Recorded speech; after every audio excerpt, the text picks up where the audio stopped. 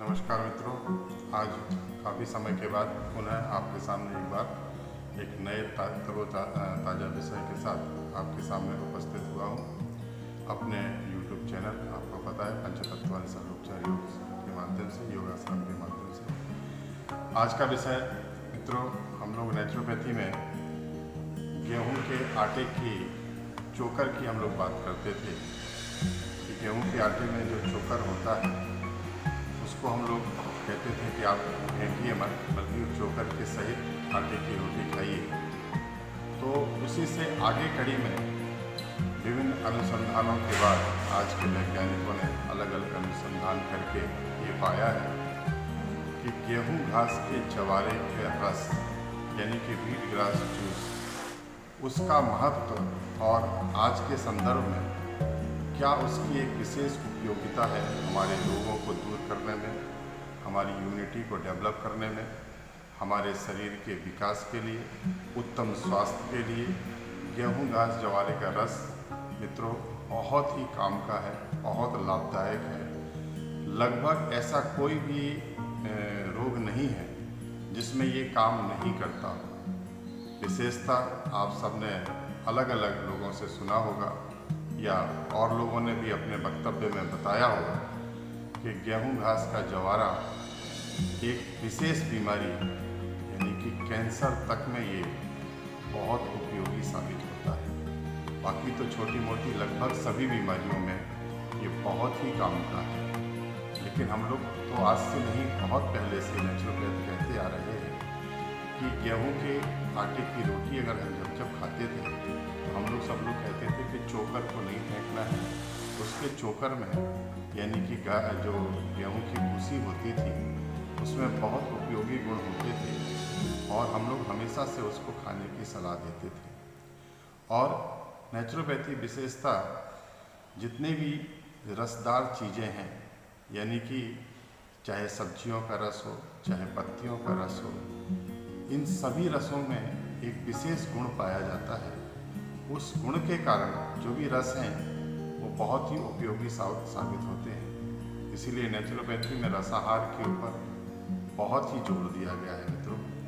तो हम आपको आज बताएंगे कि गेहूं के पौधे के जो जवारा है, उस जवारे के रस की हमारे जीवन में क्या क्या उपयोगिता हो सकती है। तो सबसे पहले मित्रों आपको ये जान लेना जरूरी है कि गेहूं जवारे के रस में क्या क्या चीज़ें होती हैं। तो सबसे पहले आपको पता है जो कि लवण, क्लोरोफिल भरपूर मात्रा में पाया जाता है। तमाम विटामिन्स इसमें पाए जाते हैं। कैल्शियम होता है, मैग्नीशियम होता है, आयोडीन होता है, सेलेनियम होता है, जिंक होता है, आयरन जैसे बहुत सारे तत्व इसमें पाए जाते हैं मित्रों। इतना गुणकारी है ये। तो अगर हम इसको लेते हैं तो विभिन्न रोगों में, हमने आपको बताया ना कि बहुत सारी बीमारियों में ये बहुत ही गुणकारी होता है।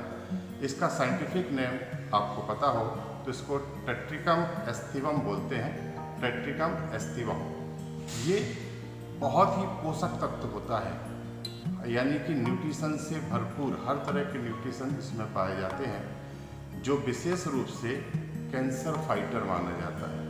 इसको कैंसर फाइटर के रूप में भी जाना जाता है।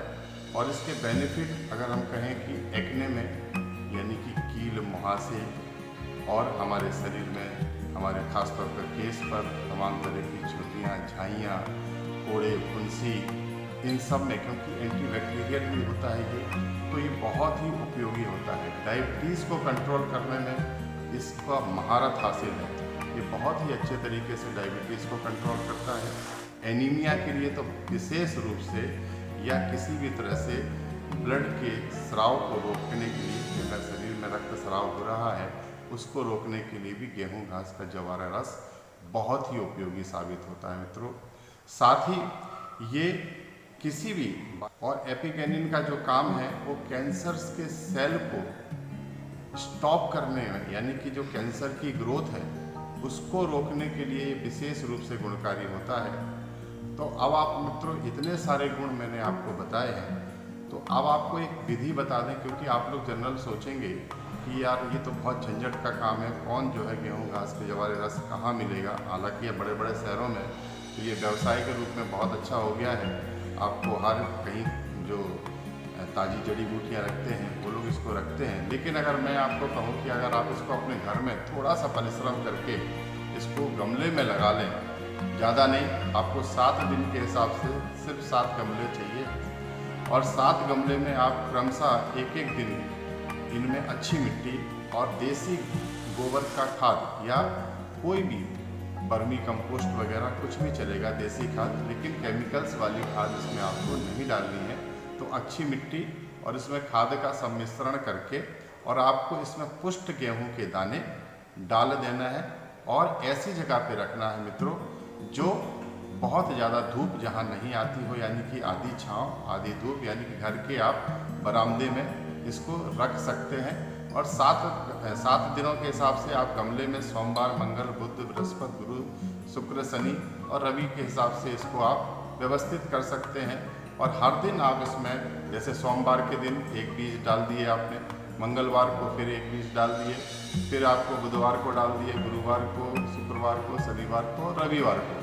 तो आप मित्रों 7 दिन में ये कम से कम 7 से 8 इंच तक इसकी ग्रोथ हो जाती है। तो जैसे ही आपको 7वां दिन आएगा, आपको सोमवार वाला या रविवार वाला जब से आपको स्टार्ट करना है, तब आपको वो पहला वाला गमले का पौधा उसको आपको जड़ से के पास से तने से काट लेना है आपको, और बाकी पूरा निकाल देना है और उसमें फिर से नया बीज डाल देना है मित्रों। थोड़ा सा नया खाद और थोड़ी सी नई मिट्टी को ऊपर नीचे करके और फिर से आपको अच्छे पुष्ट गेहूं के दाने डाल देने हैं। और जो ज्वारे का रस आपको निकालना है वो पहले दिन ही आपको लगभग 50 ml के आसपास उसमें बढ़िया से निकल जाएगा और आपको वो खाली पेट सुबह सुबह पी लेना है।